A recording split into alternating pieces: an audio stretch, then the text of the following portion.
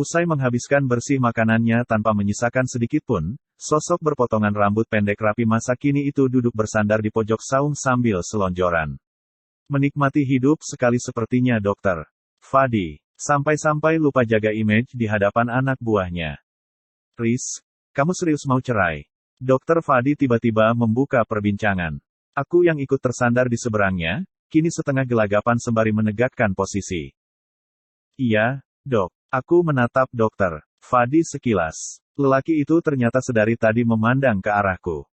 Boleh tahu, kronologi tadi pagi. Itu kalau kamu tidak keberatan. Sekali lagi. Stop dak-dok di sini. Lelaki itu menunjukku dengan tusuk gigi yang sedari tadi dipegangnya. Aku menelan liur, bercerita aib rumah tangga padanya, sambil memanggil lelaki bermata coklat ini, Mas. Yang benar saja. Terdiam aku sesaat, menatap langit-langit saung yang lumayan tinggi ini. Semilir angin yang menerpa wajah seketika membuatku merasa dingin. Sedingin kenangan buruk tadi pagi yang menghancurkan hubungan bertahun-tahunku dengan Mas Rauf. Jadi, aku mulai membuka omong. Suaraku berat, seperti tercekat. Sulit memang, apalagi jika harus menceritakannya pada bos sendiri, meskipun dia yang bertanya terlebih dahulu. Sore pulang dinas, aku ribut sama mertua. Masalah uang. Aku menarik napas dalam kemudian mengembuskannya dengan masyghul. Aku sebenarnya malu. Sangat-sangat malu. Apalagi bercerita pada orang kaya seperti Dokter Fadi. Memangnya dia bakal paham tentang pertengkaran akibat kekurangan uang. Bahkan sepertinya, uang Rp. 2000 pun tak pernah ada di dalam dompetnya. Sejak menikah, suamiku memang jarang memberikan nafkah. Sebagian besar ditumpukan kepadaku. Awalnya bukan masalah, sih. Masalah lah. Mencari nafkah itu tugasnya suami, bukan istri. Apalagi suamimu sehat, tidak lumpuh atau cacat mental. Ucapan Dokter Fadi membuatku terhentak. Betul-betul kata-katanya barusan berhasil menamparku. Ya, memang benar yang dikatakan si bos. Nafkah adalah tanggung jawabnya suami, bukan istri. Pengecualian jika dia sakit atau hal lain yang memberatkan. Nyatanya Mas Rauf sehat walafiat dan memiliki usaha. Lanjut, kata Dokter Fadi menyuruhku untuk melanjutkan cerita. Padahal rasanya aku sudah muak untuk membahasnya lagi. Rasa sesak dalam dada lebih-lebih membuatku ingin menangis. Mertua terus-terusan minta uang untuk berbagai kebutuhan. Puncaknya kemarin sore saat kami mau memasak bersama. Beliau minta 1 juta untuk membayar cicilan motor adik iparku, padahal uang di dompet tinggal 200.000. Ya, aku marah, Dok. Mas. Aku menutup bibirku dengan jemari, kemudian menatap Dokter Fadi sembari mengangguk tanda minta maaf karena keceplosan memanggil dokter. Lanjut, dia berkata lagi sembari menggigit ujung tusuk gigi. Suamiku datang, marah-marah. Semua diungkit olehnya, termasuk segala jasa yang pernah dia berikan. Kami akhirnya bertengkar hingga malam hari. Mengingat kejadian itu, entah mengapa rasanya aku sangat trauma.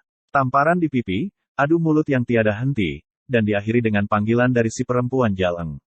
Sungguh-sungguh tragis nasib buruk yang menimpa rumah tanggaku. Saat dia tidur, ponsel yang biasa disimpan di bawah bantal, malam itu entah kenapa diletakkannya di atas nakas. Dia sudah pulas, tapi tiba-tiba ada panggilan ke ponselnya. Aku penasaran dan langsung mengangkat telepon dari nomor tak dikenal itu. Semuanya pun terbongkar. Seorang perempuan berbicara, memanggilnya sayang dan bilang sedang rindu. Lalu dia mengingatkan suamiku untuk menjemputnya pagi tadi dan memberikan uang. Bagaimana menurutmu, Dok? Mas.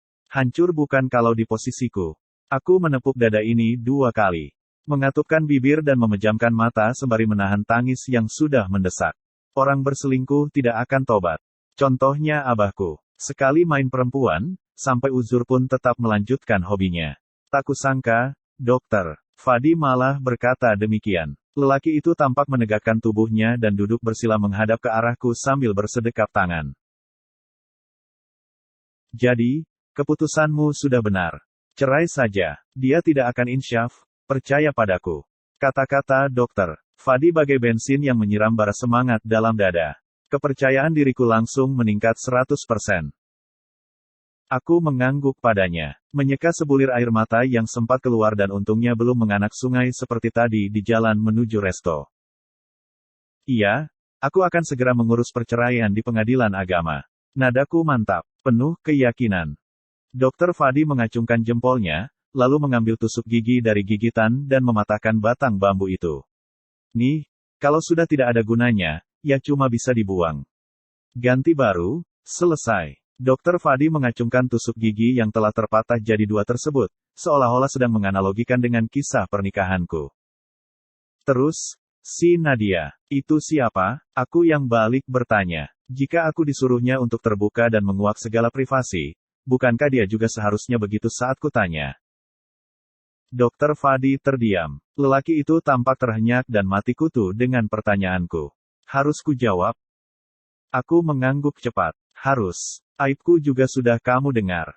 Giliran. Lelaki itu merenung sesaat. Kembali bersandar dan tampak menarik napas dalam. Berat sekali tampaknya. Sampai-sampai harus menarik napas segala. Mantan pacar. Dari semester 1 sampai internship masih bareng. Malah rencana mau nikah.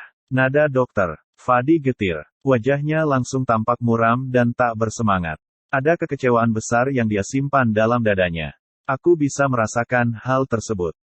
Lantas, kenapa putus? Selingkuh? Aku bertanya dengan nada penasaran. Hubungan selama itu apalagi yang bisa menghancurkan selain orang ketiga. S1 kedokteran ditempuh 4 tahun, koas 2 tahun, internship 1 tahun.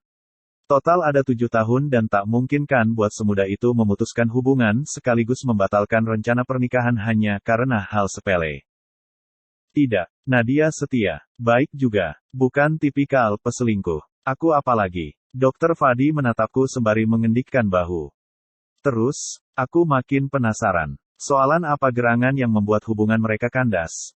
Orang tuanya berubah pikiran. Menyuruh kami untuk putus dan enggan menerima pinanganku. Gara-gara tahu latar belakang Abah dan takut aku bakal seperti itu di kemudian hari. Dokter Fadi kemudian tertawa getir. Senyumnya miris dengan pandangan nelangsa yang penuh nestapa. Aku teramat ingin tahu, ada apa gerangan dengan Abah si bos. Namun, kupikir itu sudah terlalu jauh. Bukan hakku untuk bertanya lebih lanjut karena setiap orang punya privasi dan rahasia masing-masing. Aku hanya diam sembari mengangguk-angguk kecil.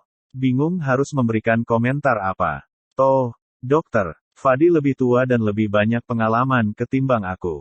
Umurku bahkan baru 23 tahun sedang dirinya 6 tahun di atasku. Aku kasihan sebenarnya dengan Nadia. Bertahun-tahun dia sendiri. Menurut standar masyarakat Indonesia, cewek umur 29 tahun itu tidaklah muda belia lagi. Masuk kategori tua dan lambat menikah.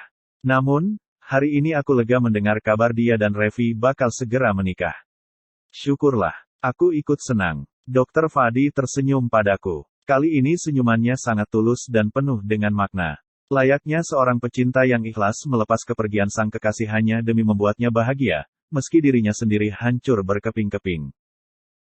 Kamu juga harus move on, Mas.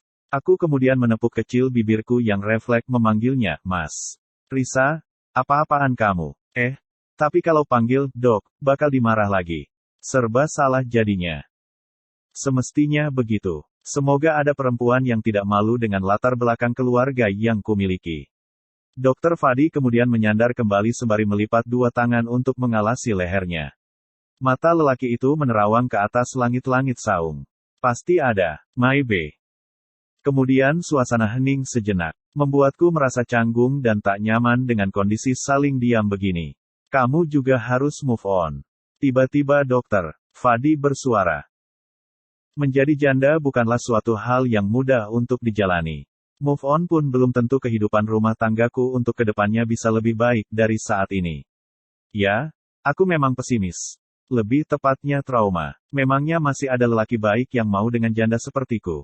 Miskin, tidak punya sanak kerabat, yatim, ditinggal ibu berselingkuh pula. Sungguh mengenaskan. Ternyata kita sama-sama kehilangan harapan, Riz. Dokter Fadi tertawa kecil. Dia menggelengkan kepalanya seperti tak habis pikir. Kita hanya saling memberikan semangat padahal kita sendiri tahu, bahwa semangat itu tak bakal bisa mengubah apapun. Aku terhenyak, meresapi baik-baik kata-kata Dokter Fadi. Dia benar, sangat-sangat benar. Semangat seperti apapun tampaknya tak akan memberi banyak pengaruh bagi kami, setidaknya buat saat ini. Kami berdua sama-sama larut dalam kecewa. Melepaskan tapi sulit untuk mengikhlaskan.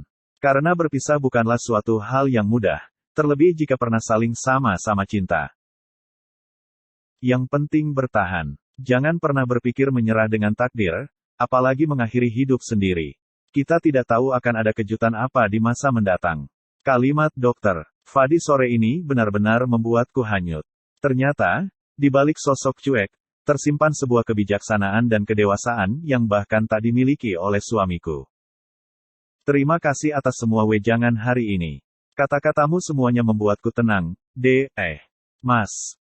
Dr. Fadi tersenyum manis. Menatapku hingga sesaat aku merasakan sebuah getar aneh di dalam dada. Cepat-cepat kualihkan pandangan. Membuyarkan pikiran-pikiran aneh di dalam otak ini dan berusaha untuk realistis. Risa, dia hanya teman. Temen. Jangan pernah merasa GR apalagi yang aneh-aneh. Bersambung.